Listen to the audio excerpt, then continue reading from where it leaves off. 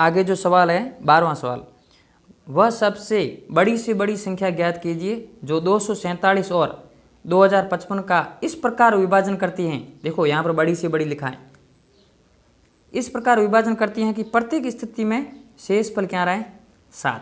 यहाँ पर शेषफल 7 रहने का बोला है, इसलिए आप सबसे पहले जो संख्या दे रखी है, एक 247 दे रखी है, एक 2055 दे रखी, इन दोनों में से सबसे पहले 7 घटा लो।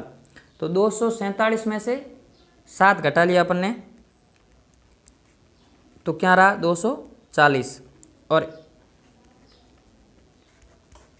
एक है 2055 में से अपन ने 7 घटा लिया तो रहा 2048।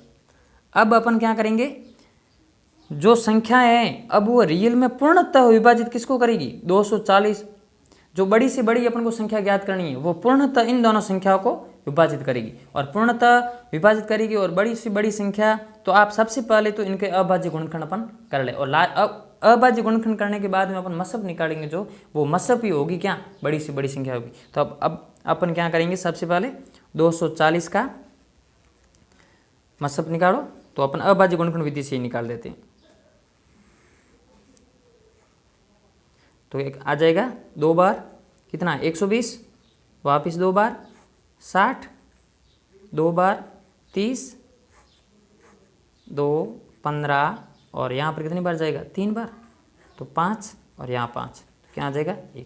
तो ये अभाज्य गुणनखंड विधि से क्या हो गए, 240 का 2 की घात कितनी है 1 2 3 4 है, तो 2 की घात 4 गुणा 3 की घात 1 गुणा 5 की घात 1, ये। और उसके बाद में अपन यदि करें 2048 का तो आ जाएगा 2 का गया 1024, वापिस 2 का गया कितना है 512, और वापिस 2 का जा रहा है तो 256, और वापिस 2 का जाएगा कितना आ जाएगा 256 का आधा 128, और 128 का वापिस 2 का जा रहा है 64 आ जाएगा, और वापिस 2 का कितना आएगा 32, एक बार वापिस 2 16, उसके बाद में 2 8, और 2 4 2 2 और 2 1, ये आ जाएगा। तो यहाँ पर कितनी हो गई 2 की घात कितनी हो जाएगी 1 2 3 4 5 6 7 8 9 10 11। तो ये जो है 2048, ये 2048 बराबर क्या है 2 की घात 11। इसका मतलब ये हो गया कि यहाँ पर HCF ज्ञात करेंगे, बड़ी से बड़ी संख्या ज्ञात करनी है, बड़ी से बड़ी संख्या ज्ञात करनी है, तो क्या आ जाएगा HCF बड़ी से बड़ी संख्या, तो HCF, और HCF क्या हो जाएगा HCF यहाँ पर क्या होगा, देखो कॉमन आना चाहिए, 2 की घात यहाँ 4 है यहाँ 11 है, इसका मतलब 2 की घात 4 दोनों में ही है, तो 2 की घात 4, 3 की घात 1 यहाँ है परंतु यहाँ है नहीं, इसका मतलब HCF क्या आएगा 2 की घात 4, और 2 की घात 4 कितने हो जाएंगे 2 गुणा 2 गुणा 2 गुणा 2, 2 गुणा 2 4 गुणा 2 8 गुणा 2 16, तो उत्तर आ जाएगा 16। इसमें कोई समस्या नहीं आनी चाहिए, बहुत अच्छा सवाल था ये। उसके बाद में एक 12वां सवाल मैंने और लिया है। ये तो कई बार क्या होता है कि √3 √5 √7, इसमें से कोई भी सवाल आ जाए, √2, इन सभी का हल यही होगा। कोई भी आ जाए, जैसे √3 एक अपरिमेय संख्या है सिद्ध कीजिए, √5 एक अपरिमेय संख्या है सिद्ध कीजिए, √7 एक अपरिमेय संख्या है सिद्ध कीजिए, इनमें से कोई भी सवाल आ जाए तो अब आपको टेंशन नहीं लेनी है, क्योंकि इन सभी का आंसर √3, बस संख्या जो √3 की जगह है वो क्या लिखना है अलग लिखनी। अब देखो सबसे पहले आपका काम रहेगा कि इनको जो अपन को सिद्ध करना है उसके विपरीत अपन को मानना है सबसे पहले। तो अपन सबसे पहले मानेंगे, माना √3 एक परिमेय संख्या है, आपकी किताब में दे रखा है ये उदाहरण, √3 एक परिमेय संख्या है, विपरीत माना सबसे पहले। उसके बाद में देखो, उसके बाद में अपन देखो यदि अपन परिमेय संख्या माना है तो इसका मतलब ये हो गया कि √3 a/b के बराबर हो सकती है। यहाँ a और b क्या है पूर्णांक है, और b not equal to 0, b 0 के बराबर नहीं, ये लिख सकते हैं। अब अपन क्या करेंगे, देखो प्रोसेस यही रहेगा, यदि सिद्ध करना है इसमें ज़्यादातर तो रटने लायक बातें हैं, फिर भी आपको ध्यान रखना है, लास्ट वाली 2-3 लाइनें तो रट कर ही लिखनी है, परंतु ए और बी।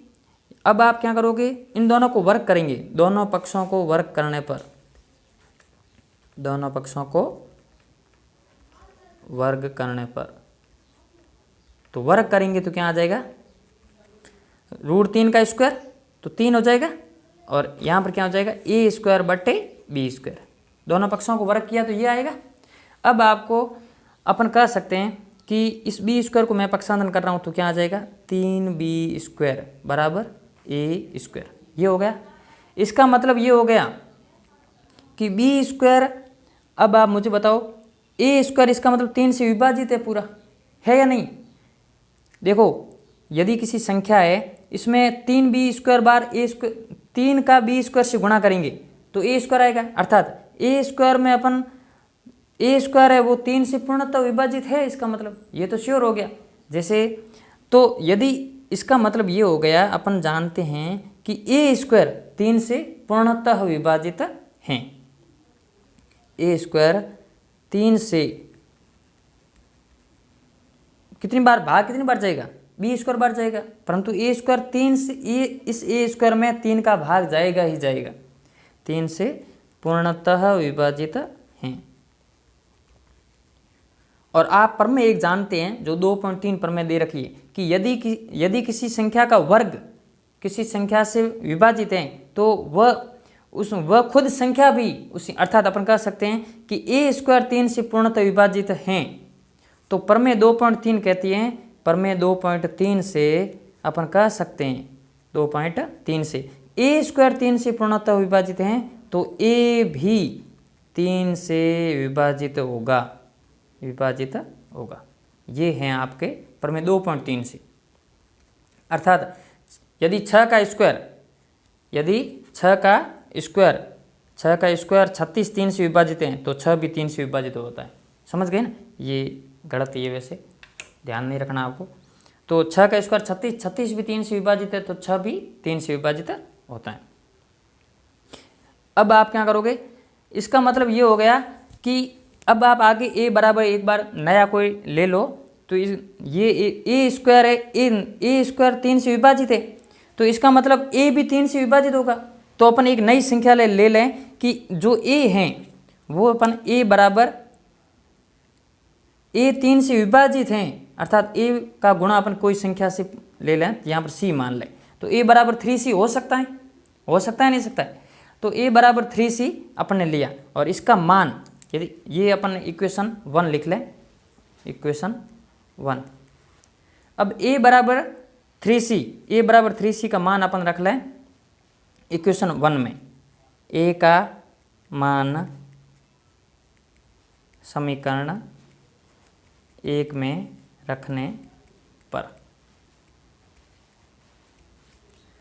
तो क्या आ जाएगा, ए का मान समीकरण यहाँ रखेंगे, ए तो यहाँ क्या ए की जगह लिखेंगे 3c, तो ए की जगह आप लिख लो 3c, ए स्क्वायर बराबर 3b स्क्वायर है तो ए स्क्वायर की जगह ए की जगह लिखो 3c, तो 3c का स्क्वायर, ए की जगह 3c लिखा है और स्क्वायर कर दिया, और यहाँ पर है क्या 3b स्क्वायर। तो क्या आ जाएगा कि जो 3b स्क्वायर है यहाँ पर क्या हो गया 9c स्क्वायर हो जाएगा, 9 में से 3 कट जाएंगे, यहाँ आ जाएगा 3b स्क्वायर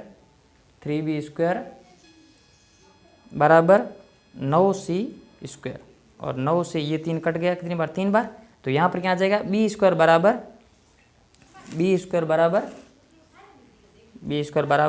3c स्क्वायर। ये आया, ये अपन ले लें इक्वेशन 2।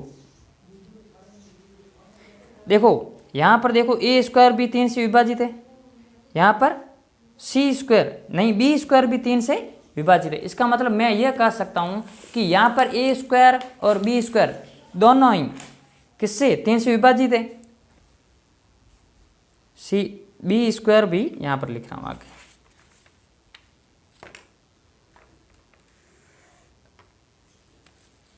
ये आ गया बी स्क्वायर बराबर 3c स्क्वायर। इक्वेशन फर्स्ट था 3b स्क्वायर बराबर ए स्क्वायर, तो आ गया 3c² बराबर b²। इसका मतलब यहाँ पर अपन क्या सकते हैं, क्या कह सकते हैं कि b² 3 से विभाजित है, तो b भी क्या होगा, 3 से विभाजित होगा। यहाँ लिख ले, मेथड ज़्यादा है इसमें। इक्वेशन 2 से b² 3 से विभाजित है, 3 से विभाजित हैं। तो देखो यहाँ पर a² 3 से विभाजित था और यहाँ पर अब b² 3 से विभाजित है, तो प्रमेय 2.3 से मैं कह सकता हूँ, प्रमेय 2.3 से कि b भी 3 से विभाजित होगा, b भी 3 से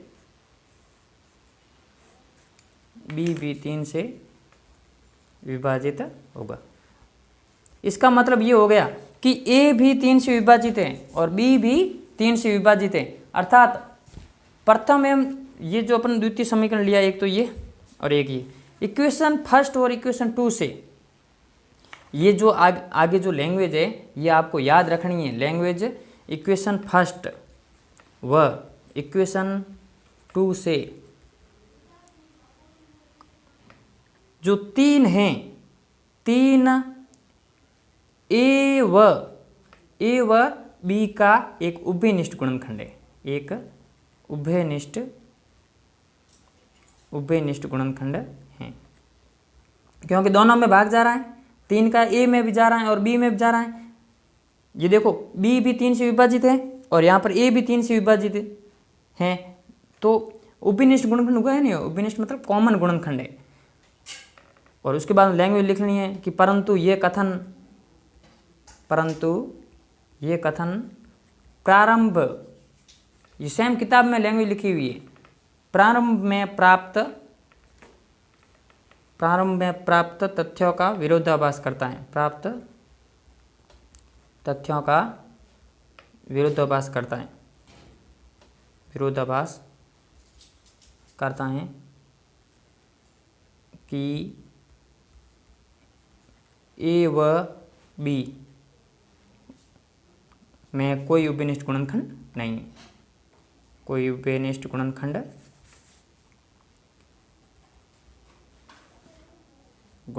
नहीं है। ठीक है, उसके बाद में आप लास्ट में ये लिख लेना, अतः निष्कर्ष निकलता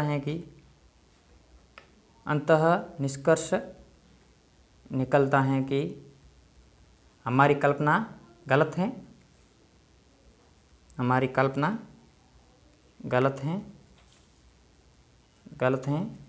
और √3 एक अपरिमेय संख्या है। इतना आपको लिखना पड़ेगा, लास्ट में ये लैंग्वेज है पूरी।